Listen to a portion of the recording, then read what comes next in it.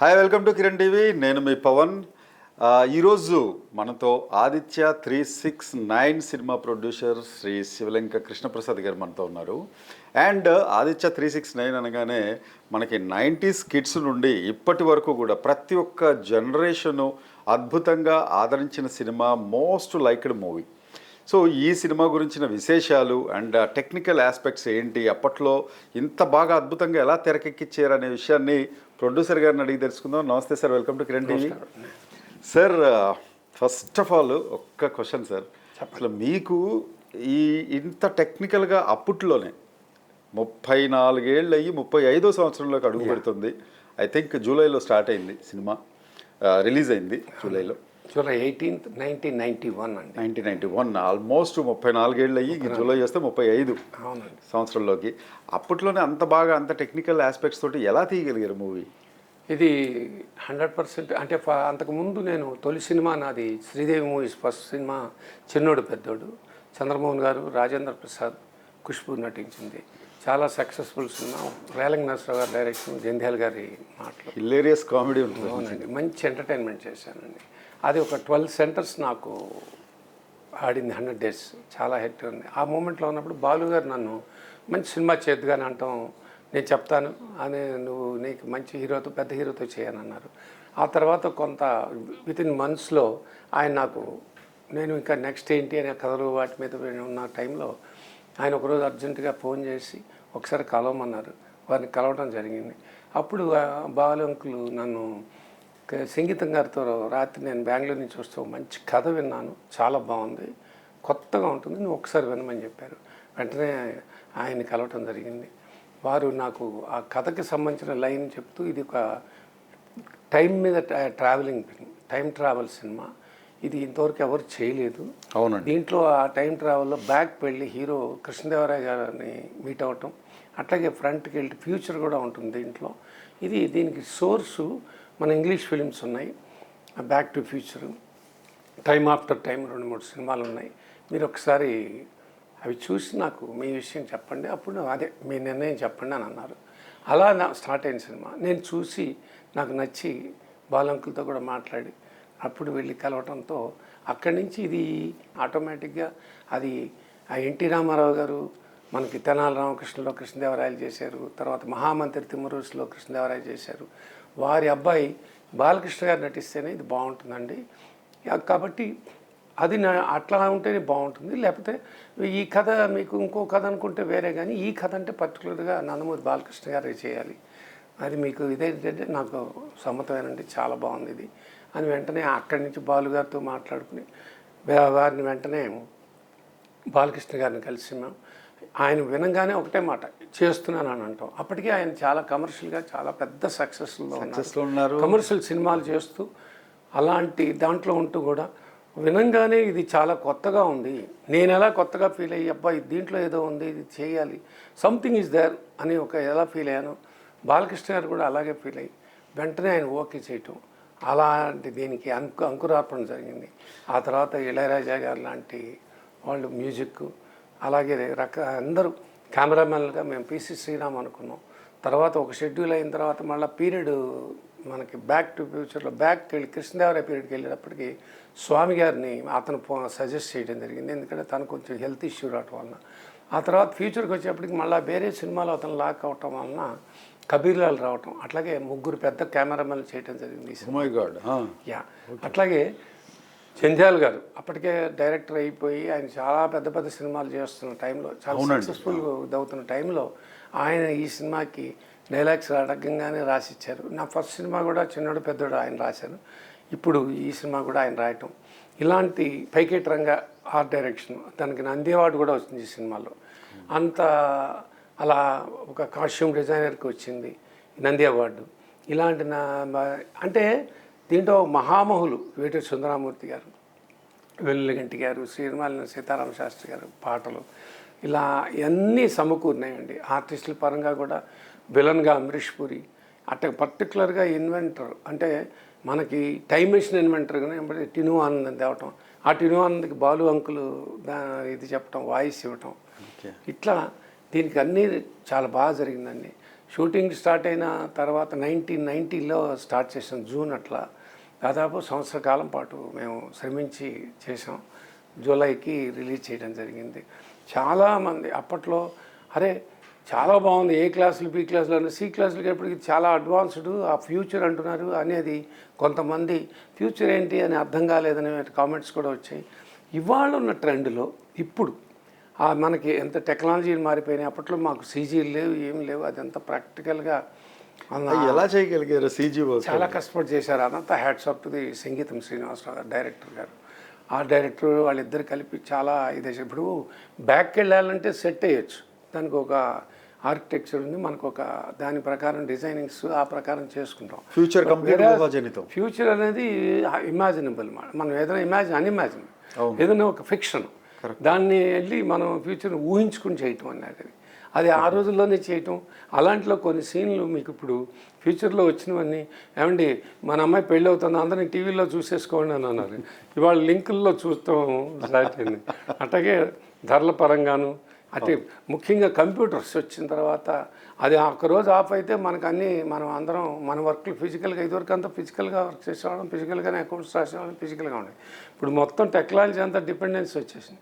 ఈ విషయాన్ని 35 ఏళ్ల క్రితమే ఆలోచించడం అంటే అది కామెడీగా, ఆకలేస్తే ఎవరైనా మీ తమ కంప్యూటర్ చెప్తోంది అంటే అదేంటి సార్ ఆకలేస్తే అడుక్కోవాలి కానీ ఇదేంటని అంటే అంత ఆలోచన కూడా ఎక్కడ పోయింది.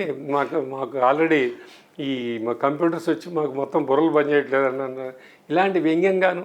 ఆ రోజుల్లో ఆయన వాళ్ళిద్దరు నిజంగానే ఆ డైలాగ్ రాసిన జంధ్యాల గారు కానీ, అట్లాగే సంగీతం గారు కానీ చాలా అద్భుతమైన ఆ ఫ్యూచరిస్టిక్ థాట్ ఆయన్ని, అది ఓన్లీ ఆయనకి సంగీతం గారికే తట్టింది. అందుకనే ఆయన చాలా మంచి మంచి గొప్ప గొప్ప అమావాస్య చంద్రుడు కానీ, రాజపార్వతి, పుష్పక్, ఇలాంటి చాలా అడ్వాన్స్డ్ థాట్స్తో వెళ్ళే ఆలోచన.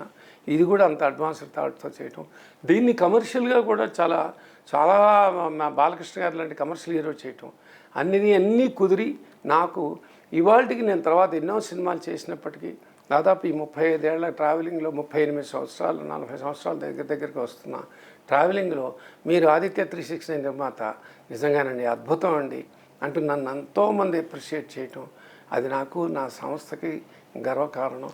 దీనికి ప్రధానంగా కారకులైన బాలసుబ్రహ్మణ్యం గారు దీనికి అంకురార్పణ చేసి నా వెన్నంటూ ఉండి నన్ను ప్రోత్సహించి ఈ సినిమాకి అన్ని రకాలుగా అండదండలుగా ఇచ్చిన బాలు అంకుల్కి, తద్వారా మా సంగీతం గారిని పరిచయం చేస్తే సంగీతం గారిని ఈ సినిమాని ఇంత అత్యద్భుతంగా నాకు నా బ్యానర్కి తీసిచ్చారు. అలాగే ఇవన్నీ వీళ్ళిద్దరూ నటించడానికి ఒక హీరో కావాలి.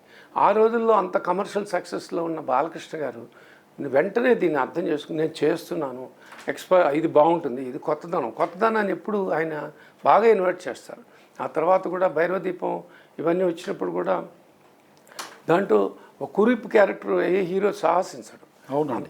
అంత బాగా ఆయన దాన్ని తీసుకున్నాడు. ఎస్ నేను చేస్తానని చెప్పి ఇలా ఆ కొత్తదనాన్ని ఆ రోజున ఆయన వెంటనే ఆ ఏజ్ అతను అప్పటికి 30 నాట్ 29 to 30 ఆయన ఏజ్. ఆ ఏజ్లోనే ఆయన అంత సక్సెస్లో పక్కన మంగమ్మ గారు మనోడు ముద్దులు లారీ డ్రైవర్ రన్నింగ్లో ఉంది నాకు అప్పుడు. నా సినిమా ఇంకా ఉండగా 6 నెలలు ఉండగానే అది 1990 December 21 రిలీజ్ అయింది. పెద్ద హిట్, బి గోపాల్ గారు డైరెక్టర్.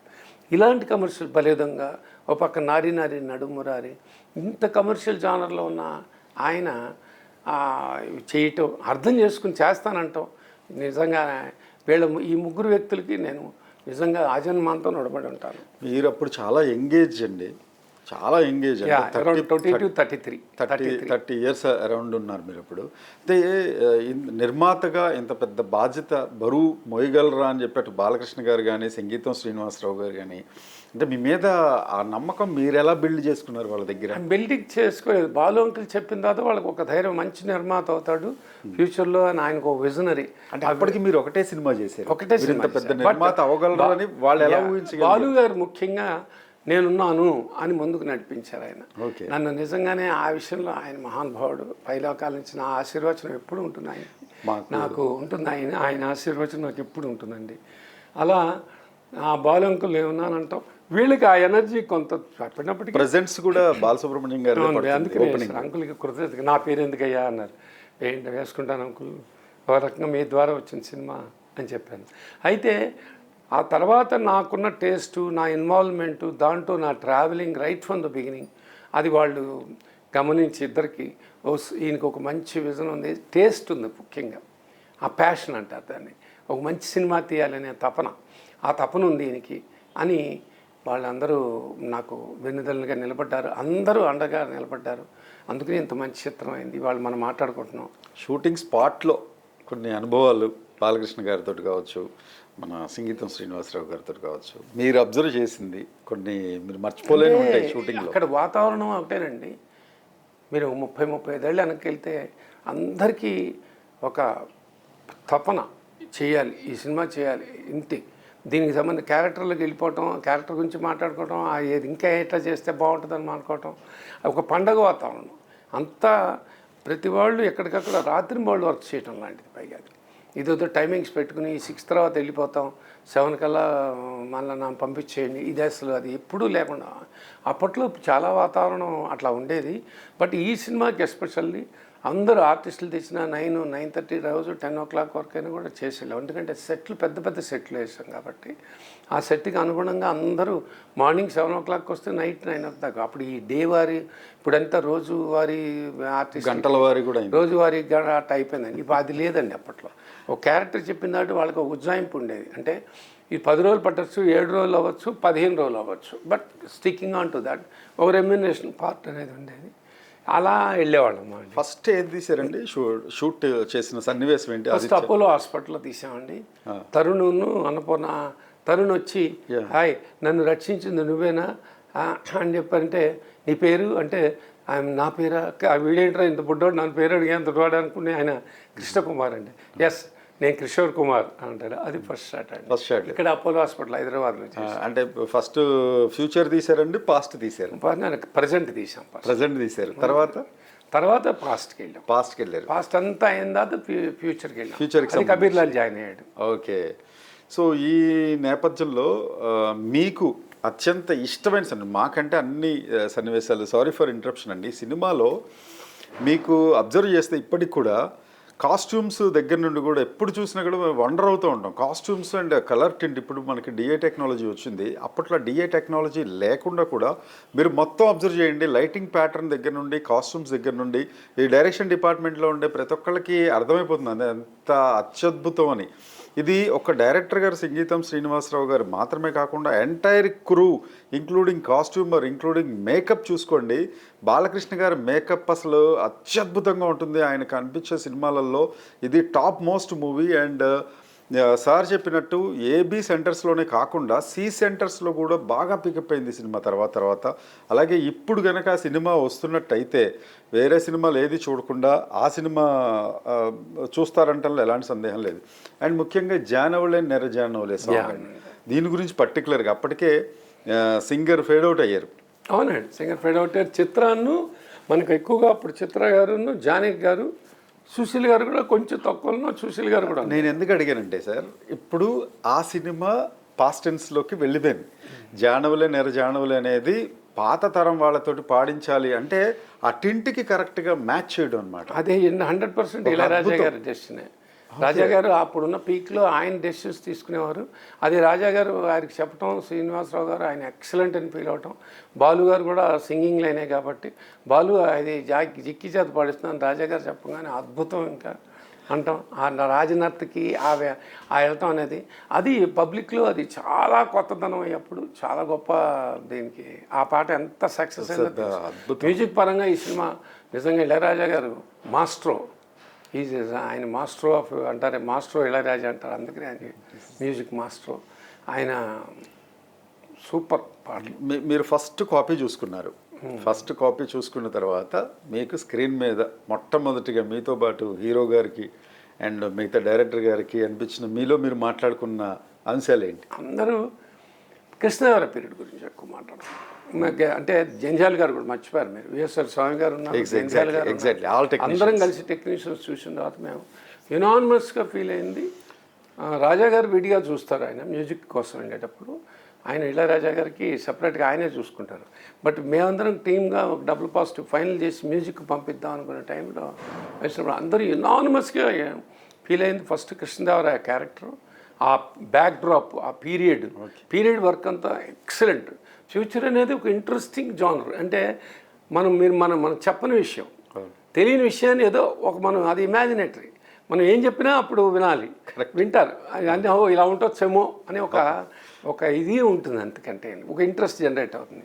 అసలు పాస్ట్ అనేది ఎక్కడ చెడగొట్టకుండా ఆ బ్యాలెన్స్డ్గా, ఈవెన్ క్యారెక్టరైజేషన్ ఇప్పుడు బాలకృష్ణ గారు దాంట్లో ఉన్నారు, ఇంత ఇది కూడా మీకు ఉండదు. డైలాగ్ కానించి, నడక కానించి, ఎక్కడైనా సరే ఆ రాజసం ఆ టీవీ మనకు కనపడుతూనే ఉంటుంది. బాగా చాలా వేరియేషన్స్ అంత బ్యాలెన్స్డ్గా ఉంటుంది. కృష్ణకుమార్ క్యారెక్టర్లో వేరియేషన్ ఉంటుంది, అలాగే కృష్ణకుమార్కి దానికి కృష్ణదేవరాయకున్న ఆ వేరియేషను, ఆ రెండింటిని బ్యాలెన్స్ చేయడంలో ఆయన చాలా అత్యద్భుతమైన నటన ప్రదర్శించారు. ఇవాళ నేను గర్వంగా చెప్పగలను, బాలకృష్ణ గారి సినిమాల్లో almost super duper hit commercial చాలా ఉన్నాయండి.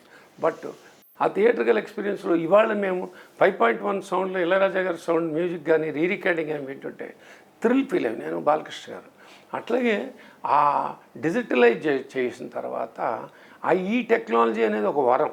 ఈ డిజిటలైజేషన్ వచ్చేసిన తర్వాత ఇప్పుడు ఆ స్కిన్ కలర్స్ కానీ అప్పుడు ఉన్నవన్నీ ఎంత ఆ గ్లో ఏంటి అయింది, దాని ఆ నెగిటివ్లోంచి ఆ పాజిటివ్ నుంచి తీసుకొచ్చి దాన్ని పెట్టిన కరెక్ట్ ఆ పాజిటివ్ కరెక్షన్ ఉండే ప్రింట్ పాజిటివ్లో దానిలో ఉండే ఆ కరెక్షన్స్ కానీ ఇప్పుడు చూస్తుంటే ఇప్పుడు నిజంగా థ్రిల్లింగ్ ఎక్స్పీరియన్స్ అంటారు. అంత thrilling experience, don't miss it. Everyone has to watch 100% in theatres. 4/4/2025 ఈ వేసవ కాలంలో నిజంగానే ఈ సినిమా డెఫినెట్గా మంచి కలెక్షన్స్, అలాగే అందరిని ఆకట్టుకుంటుంది. ఇప్పుడు ఎగ్జామ్స్ చాలా మందికి అయిపోయినాయి. ఈ సినిమా మాత్రం సార్ చెప్పినట్టు అందుకని మేము హాలిడేస్లో ప్లాన్ చేశారు. థియేటర్కల్ ఎక్స్పీరియన్స్ చూడండి. Sir, one more important question sir. ఇప్పుడు చాలాసార్లు బాలకృష్ణ గారు ప్రస్తావించారు ఆదిత్య 369 గురించి. ఆదిత్య 999 అనే సినిమా కూడా నేను చేయబోతున్నాను. ఆయనకి అది బాగా ఎంతూజియాటిక్గా ఉందండి. స్క్రిప్ట్ రెడీ చేసేసుకున్నారు, ఇవన్నీ ఉన్నాయి. నా వరకు అయితే మీ పాత్ర నాతో ఇంకా డైరెక్ట్గా ఏమీ డిస్కస్ చేయలేదండి. ఎప్పుడైతే నేను ఇది ప్రింట్ రెడీ అవుతుంది దాన్ని కానీ చాలా త్రిలిపోయి, అబ్బా ఒక మంచి రోడ్డు పడ్డట్టు 999కి ఇది ముందు ఒకసారి రిమైండ్ చేస్తే అది చాలా బాగుంటుంది, ఆ రిమైండ్ చేద్దాం మనం అని అన్నారు. సో అలాంటి ప్రాజెక్ట్లో రేపు అంటే ఆ ప్రాజెక్ట్ గురించి నాకు పూర్తి వివరాలు తెలియవు. అయితే ఆ దాంట్లో మీరు కూడా దీన్ని మళ్ళీ రిలీజ్ ఫంక్షన్ చేశారు కదా, మాట్లాడారు అంటే నేను దాని గురించి చెప్పలేదండి. నాకు ఈ సినిమా రిలీజ్ మీదే నేను ఫోకస్లో ఉన్నా. అయితే వారు ఇచ్చిన హింట్లో నేను చాలా హ్యాపీగా ఫీల్ అవుతాను. అండ్ ఇట్స్ మై ప్రివిలేజ్, ఆయన నాకు ఇస్తున్న ఒక పెద్ద గొప్ప అవకాశంగా ఫీల్ అవుతాను. లెజెండరీ మూవీ చేసిన సింగీతం శ్రీనివాసరావు గారికి 94 సంవత్సరాలు ఇప్పుడు. సో ఇప్పుడు ఈ రిలీజ్కి ఆయన ఎలా ఫీల్ అవుతున్నారు? ఆయనతో మీరు మనకి ఇది ఇచ్చారు కదండి, ఆయన లింక్ ఇచ్చారు. అంటే ఆయన వద్దాం అనుకున్నారు కానీ నేనే చెప్పేశాను. చెన్నైలో ఉన్నారండి ఆయన? చెన్నైలో ఉన్నారు, హాయిగా ఉన్నారు, యాక్టివ్గా ఉన్నారు.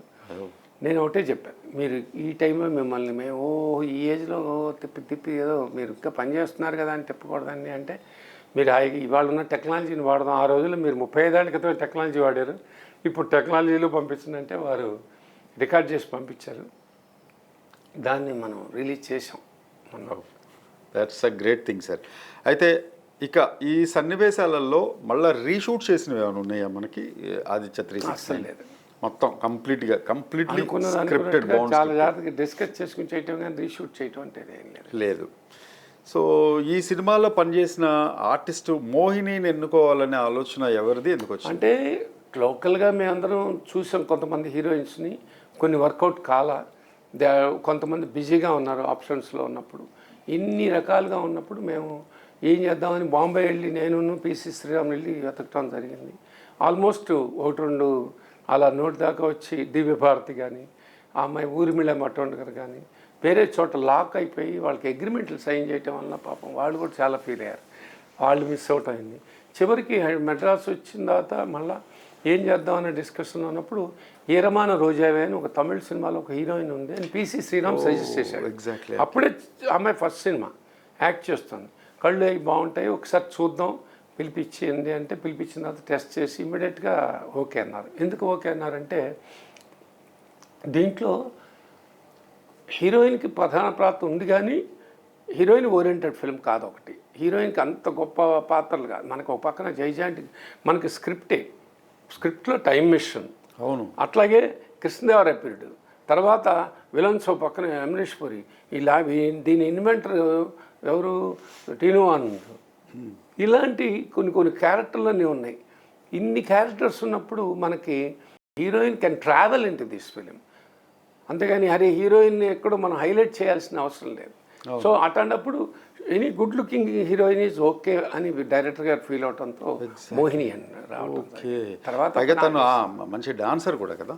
4-5 సినిమాలు చేసిన తర్వాత మ్యారేజ్ అయిపోయి సెటిల్ అయిపోయింది అక్కడ.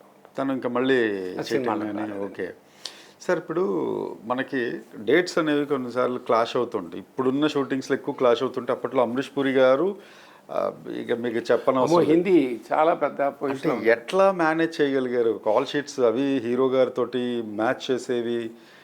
బాలకృష్ణ గారు బిజీ, అటు విలన్ బిజీ, ఇటు ఇళయరాజా గారు బిజీ, మీకు 32 ఏళ్ళు, మీరు అవన్నీ ఎలా హ్యాండిల్ చేశారు? డైరెక్టర్ డిపార్ట్మెంట్, దానికి ఒక డిపార్ట్మెంట్ ఉంటుంది, పూర్ణ గారు అని, దానికి ఆయనే చూసుకునే ప్రొడక్షన్ డిజైనర్. డైరెక్టర్ ఆయన బంధువే వారికి, సింగీతం శ్రీనివాసరావు గారికి ఆ కో డైరెక్టర్ మొత్తం షెడ్యూల్ చేసి అన్నీ కనుక్కుని మనకు అడ్వాన్స్గా చెప్తే మన మేనేజర్ల తర్వాత మూవ్ చేసుకుని వాళ్ళని లాక్ చేసుకోవటం. అంటే ఇప్పుడున్న గందరగోళం అప్పుడు లేదండి. చాలా క్లారిటీ ఉండేది. అంటే నెంబర్ ఆఫ్ ఫిల్మ్స్ కూడా ఇప్పుడు పెరిగినాయి, కానీ ఎన్ని ఆడుతున్నాయి పక్కన పెడితే నెంబర్ ఆఫ్ ఫిల్మ్స్ పెరిగినాయి, అప్పుడు అన్నీ లేవు. అట్లా అయితే సార్ ఇప్పుడు సంగీతం శ్రీనివాస్ గారు తీశారు, ఆయన విజన్ చాలా గొప్పది. ఆయన టకటక తీసుకుంటూ మినియేచర్ వర్క్స్ దగ్గర నుండి మామూలు సెట్టింగ్స్ దగ్గర నుండి అన్నీ చేసుకుని ఉంటారు. అసలు ఎడిటర్ పరిస్థితి ఏంటి?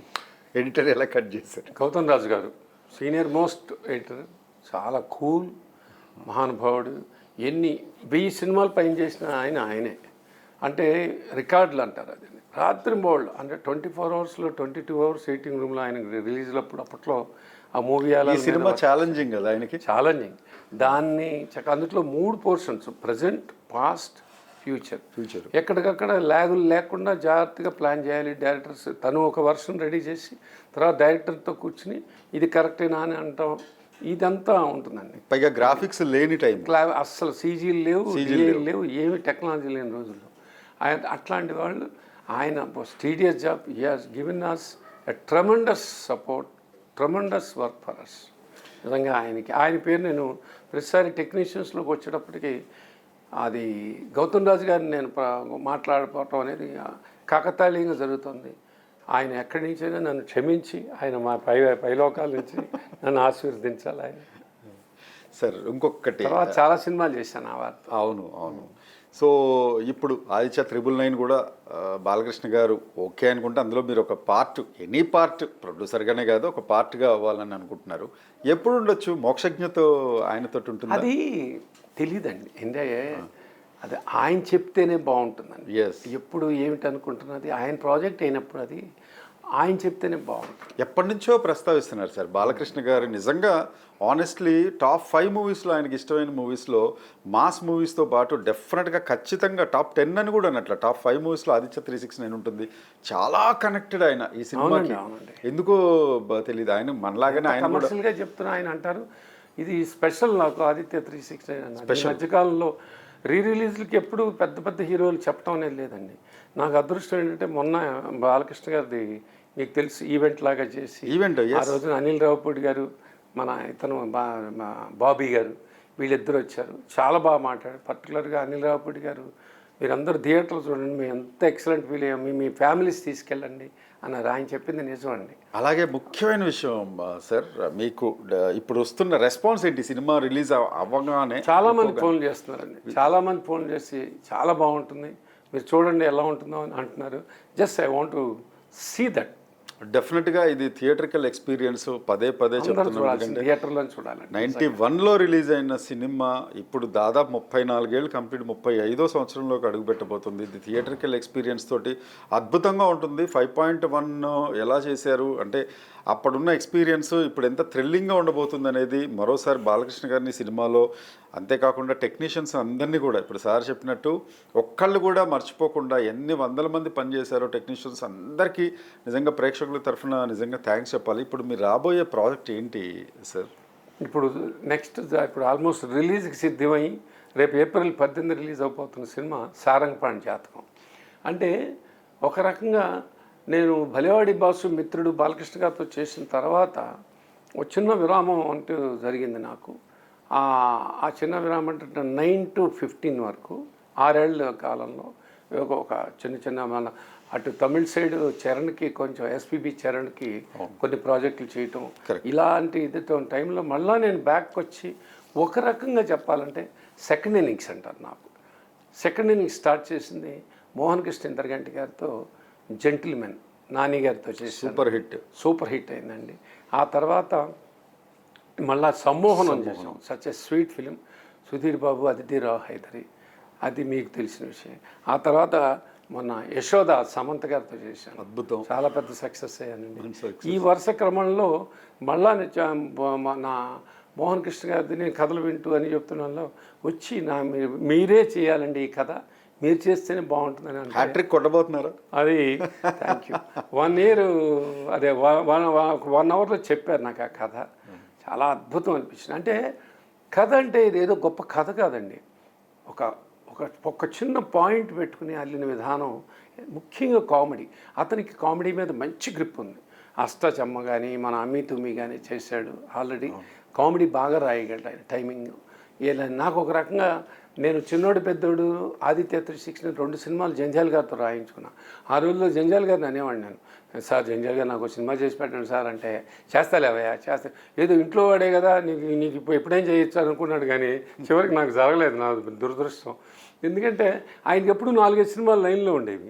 ఆ మధ్యలో నేను దూరుతాగా నీకెందుకు అనేవాడు. సరే అలా ఉండే టైంలో నేను చేసుకోలేకపోయా. ఆ కొరత తీరింది నాకు సారంగపాణి జాతకంతో. ఎందుకంటే ఆహా, జీవితంలో ఇంత మంచి ఎంటర్టైన్మెంట్ అండ్ లాజికల్గా ఉంటుందండి. కొన్ని నేను కనెక్ట్ కాను, అంటే సినిమా మనకి బాగా కొన్ని జనంలోకి వెళ్ళిన తర్వాత పెద్ద హిట్ అవుతుంది, కరెక్ట్. అది దానికి లాజిక్ అక్కర్లేదండి, ఓన్లీ మ్యాజిక్ అంటారు. మ్యాజిక్ అది నేనేంటంటే మ్యాజిక్ అనేది సక్సెస్ ఎంటర్టైన్మెంట్ ఉంది, హాయిగా జనాల్ని ఎవరిని విసిగించకుండా హాయిగా వచ్చి ఉంటే అదే. కానీ దాంట్లో కూడా లాజిక్, సమ్మోహనం చూస్తే అదే ఫీల్ ఉంటుంది. అది అదే ఎమోషనల్ డ్రామా అయినప్పటికీ లవ్ స్టోరీ కనెక్ట్ అయ్యేది, ఎప్పుడు కనెక్ట్ అయ్యేది ప్రతిదీ ఎంటర్టైన్మెంటే. అలా ఇది కామెడీలో ఆ పాయింట్ కామెడీ అలా అసలు నాన్ స్టాప్ కామెడీ, అంత బాగుంటుంది ఇది. సో ఎంజాయ్ చేశాను. సినిమా కూడా మొన్న చూసుకున్నాను, నేను చాలా హ్యాపీ ఫీల్ అయ్యాను. ఇప్పుడు సమ్మర్లో ఇది నేను 1-2 డేట్లు అనుకున్న తర్వాత వద్దు, ఇది సమ్మర్లో వెళ్ళటమే కరెక్టు, ఫ్యామిలీస్తో రావాలి. ఇప్పుడు మన ఇంట్లో వాళ్ళని తీసుకెళ్లాలన్నా, సినిమాకి తీసుకెళ్లాలన్నా, మనం పండగకి తీసుకెళ్దామా లేకపోతే సమ్మర్లో తీసుకెళ్దామా అనుకుంటాం. ఈ summer is the right time to bring all the audience. అంటే ఇంట్లో ఉన్న ఫ్యామిలీ అందరు రావడానికి సరైన టైం అనుకుని రేపు ఏప్రిల్ 18 రిలీజ్ అవుతున్నాను. ఎక్సలెంట్. డిసెంబర్లో అనుకున్నాం కదా, ముందు డిసెంబర్ అనుకున్నాం, అప్పటికి మాకు పూర్తి కాలేదు, అదొకటి. రెండోది జనవరిలో పెద్ద సినిమాలు ఆల్రెడీ అనౌన్స్ చేసి ఉండగా డిసెంబర్లో మనకి 6వ తారీఖున మన 5వ 6వ పుష్ప రిలీజ్ అయింది, ఎక్స్ట్రాడినరీ హిట్ అయింది. దాని మీద కొంత వెళ్తూనే ఉంది, అంటే మనం ఇండియాలో ఊహించినంత సక్సెస్ఫుల్ సినిమా. ఆ హీట్ తగ్గల. ఈ టైంలో ఏదో వచ్చామా వెళ్ళామా అనేటట్టుగా అది కరెక్ట్ కాదేమో అనిపించింది. కరెక్ట్, ఇది మంచి టైమింగ్. ఇప్పుడు దానికోసం 4 నెలలు నేను వెయిట్ చేసి, అంటే మాకు ప్రాజెక్ట్ వచ్చేప్పటికీ జనవరి ఎండ్కి ఫిబ్రవరి ఫస్ట్ వీక్ రెడీ అయింది. బట్ ఫిబ్రవరి ఆపేసాం, ఎందుకంటే వద్దు, గ్యాపుల్లో వద్దు, ఇది సమ్మర్కి వెళ్ళాల్సిన సినిమా అనుకుని డిసైడ్ చేసుకున్నాం మేము. కమింగ్ టు ఆదిత్య 369 అండి. ఇప్పుడు ఈ 369 సినిమా ఎవరెవరు చూడబోతున్నారు, మళ్ళీ ఫస్ట్ షో ఏ థియేటర్లో చూడబోతున్నారు? అది నేను అట్లా అటువంటి సినిమాటిక్ ఇవన్నీ నేను చేయనండి. ఓకే, నాకు అట్లా ఆలోచించాను. మంచి సినిమాలు మళ్ళీ రిలీజ్ చేద్దాం, అందరికీ రీచ్ అవ్వాలి. ఎస్పెషల్లీ ఆ సినిమా టీమ్ అంతా కలిసి ఆ రోజులో సినిమా చూసిన వాళ్ళు అందరూ మళ్ళా పిల్లలతో సహా వచ్చి థియేటర్కి చూడాలి, ఆడియన్స్ చూడాలనేది థ్రిల్ ఫీల్ అవుతున్నాను. ఇంకా ఇక్కడ యూనిట్ పరంగా అంటారా, సంగీతం గారు మద్రాసులో ఉన్నారు, వారిని నేను కష్టపడటం నాకు ఇష్టం లేదు. టెక్నీషియన్స్ కూడా అక్కడక్కడ కబీర్ లాల్ గారు బాంబేలో ఉన్నారు. హీరో గారేమో అఖండ 2 చాలా విగరస్గా వెళ్తున్నాం. మొన్న వచ్చి మనకి ఒక ప్రీ రిలీజ్ ఈవెంట్ ఇంత అద్భుతంగా నడవడానికి కారణం ప్లానింగ్ కూడా ఆయనదే. అంత నిజంగా ఆయనకి నా కృతజ్ఞతలు. టైం ఇలా ఉన్నప్పుడు మనం వాళ్ళని వచ్చి థియేటర్కి వెళ్దాం అని ఇలాంటివి నేను ఇంకా ఆ ప్రపోజల్కి వెళ్ళాలా, నేను వెళ్తా. అది I want to see from the audience reaction. Audience ఎందుకంటే ఇప్పుడు జనరేషన్స్ తరాలు మారిపోయాయి, అవునండి. అయినా సరే కనెక్టెడ్గా ఉన్నారు ఈ సినిమాకి.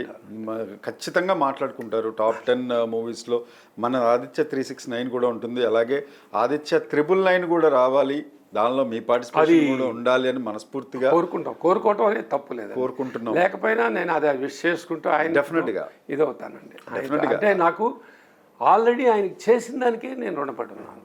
4 సినిమాలు ఇచ్చారండి, 4 సినిమాలు చేశాను. బాలకృష్ణ గారు అవకాశం ఇచ్చిన నిజంగా ఆయన గొప్ప వ్యక్తి. చాలా great sir. Thank you. Very nice of you అండి, చాలా సంతోషంగా ఉంది. ఆదిత్య 369 రిలీజ్ అవ్వడం అనేది అందులోని ఈ జనరేషన్కి కనెక్ట్ అయిపోతుంది డెఫినెట్గా, అందులో నో డౌట్. బిగ్గెస్ట్ సక్సెస్ కూడా అవ్వాలని మనస్ఫూర్తిగా కోరుకుంటున్నాం.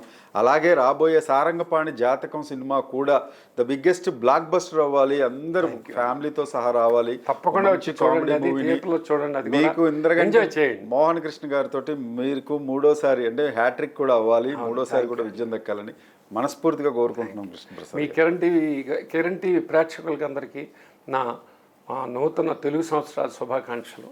Thank you very much.